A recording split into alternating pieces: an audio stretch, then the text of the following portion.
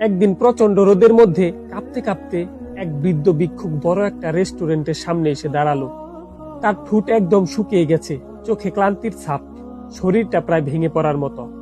বৃদ্ধ লোকটি হাত জোর করে ম্যানেজারকে বলল, বাবা একটু পানি দিবেন, খুব পিপাসা পেয়েছে। ম্যানেজার বিরক্ত হয়ে বলল, না, এখান থেকে যাও, এটা কোনো ভিক্ষার জায়গা না। বৃদ্ধ ভিক্ষুক আবার অনুরোধ করলে ম্যানেজার রাগান্বিত হয়ে বৃদ্ধ ভিক্ষুককে জোরে ধাক্কা দিল। বৃদ্ধ ভিক্ষুক মেঝেতে পড়ে গেল, তার চোখে পানি চলে এলো, অপমান আর কষ্টে ভরে উঠল মুখটা। ঠিক তখনই সেখানে এসে পৌঁছালো রেস্টুরেন্টের মালিক। তিনি বৃদ্ধ লোকটিকে ধরে দাঁড়া করালেন আর ধীরে ধীরে তাকে চেয়ারে বসালেন। তারপর তাকে পানি দিলেন, খাবারও এগিয়ে দিলেন। এরপর মালিক ম্যানেজারের দিকে তাকিয়ে কঠিন গলায় বললেন, আর ভবিষ্যতে এমন আচরণ আবার করলে তোমার চাকরি থাকবে না। এটা শুধু সতর্কতা না, এটা তোমার জন্য শেষ সুযোগ।